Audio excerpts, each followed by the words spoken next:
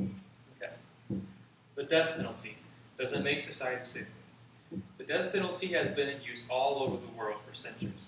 Since its beginning, many countries have turned against it and abolished it. 122 countries no longer use the death penalty, while 74 retain it. These countries have their reasons for either keeping or abolishing the death penalty. Supporters say it is a good way of preventing further murders by prevention and deterrence.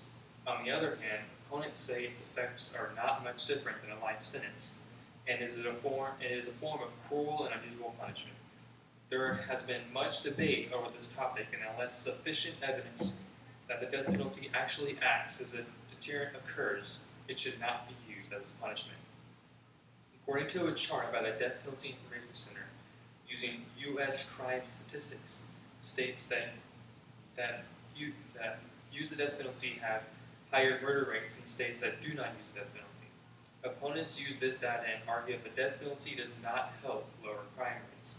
Another chart created by the 7th United Nations Survey of Crime Trends and Operations of the Criminal Justice System shows that countries that do not use the death penalty have some of the lowest murder rates. Other factors come into play, though, such as that the U.S. has a much higher rate of gun ownership and gun murderers than countries in Europe and that in Japan, which uses the death penalty. In Japan, which uses the death penalty, has the lowest murder rate in the world. So it is hard to tell for sure if the death penalty helps crime rates or not. But by these statistics, opponents seem to be favored. When someone is executed, that's it. It cannot be reversed. Even if they're found completely innocent several years later, there is nothing anyone can do to bring them back. This is a strong point for opponents to use an argument. Since 1973, 123 prisoners have been released in the U.S. after evidence emerged of their innocence of the crimes for which they were sentenced to death. Opponents can use this in their argument and say that life in prison without parole is better and more just because convicts proven innocent could just be released. Sometimes innocent people are executed before they can be found guilty. And according to Governor George Ryan of Illinois, quote, "A system cannot be supported which, in its administration, has proven so fraught with error and has come so close to the ultimate nightmare, the state's taking of innocent life." End quote. But is life without parole just as effective as a deterrent and preventer of crimes as the death penalty? The point that is most widely used for supporters of the death penalty is that it is the best way to deter violent crime. It strikes fear into the hearts and minds of potential murderers. John Whitley, who is a former prison warden, says that a simple hanging in the middle of a town is a good, quick, violent death, and if done as soon as possible after the crime, it sends a clear message. If you do that, you'll get this. If the death penalty was abolished, then life without parole wouldn't be any more of a threat to someone who has committed one murder than it would to someone who has committed several.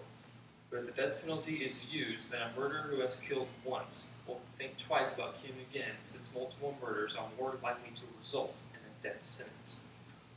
Another reason supporters say the death penalty needs to be enforced is because it's a direct way of preventing murderers from killing again. When life in prison comes into the argument, supporters say that even a life sentence does not guarantee that a violent criminal will not kill again. Only execution can do that.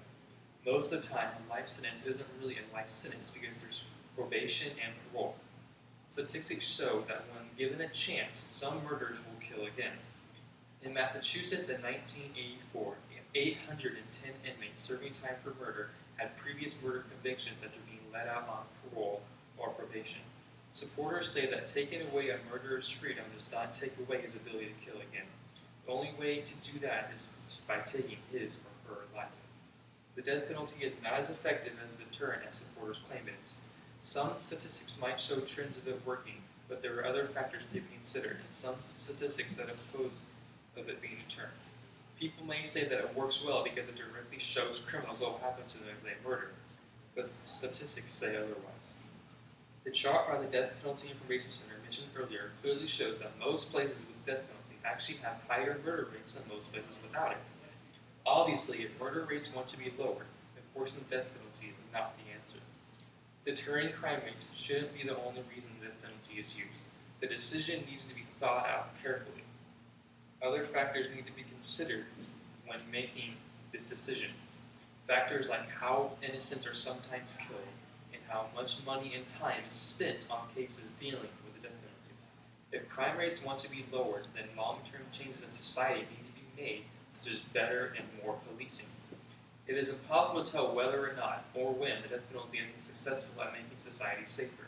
What is true is that there will always be supporters, opponents, and their debates. Even if the death penalty is abolished forever one day, or more countries begin to use it, in the end, all that matters is that the smarter way to bring down crime rates is by better police enforcement and not just a punishment that's supposed to scare other criminals. Where'd you get your information?